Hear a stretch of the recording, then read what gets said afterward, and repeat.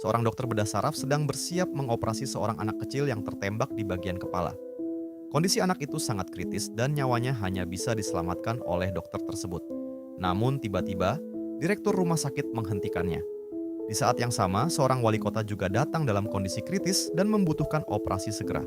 Direktur berkata, "Kalau wali kota itu selamat, nama rumah sakit ini akan terkenal. Reputasi kita akan naik." Dokter itu pun terdiam. Di satu sisi, wali kota adalah orang penting. Tapi di sisi lain, anak kecil itu datang lebih dulu dan sama-sama berada di ambang kematian. Setelah berpikir cukup lama, akhirnya dokter itu mengambil keputusan.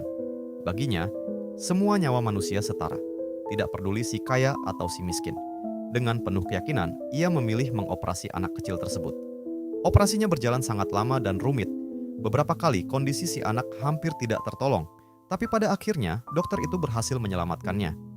Sayangnya, wali kota yang ditangani dokter lain justru meninggal dunia. Akibat keputusannya itu, sang dokter dianggap tidak mematuhi perintah direktur. Ia batal dipromosikan menjadi kepala bedah saraf rumah sakit tersebut. Namun, anehnya, beberapa hari kemudian, 3 petinggi rumah sakit ditemukan tewas dibunuh, termasuk sang direktur. Dan setelah kejadian itu, dokter tersebut justru diangkat menjadi kepala bedah saraf yang baru. Tahun demi tahun berlalu. Hingga suatu hari, dokter itu akhirnya mengetahui siapa pembunuh ketiga petinggi rumah sakit tersebut. Dan kenyataannya benar-benar mengejutkan. Pembunuh itu adalah anak kecil yang dulu ia selamatkan.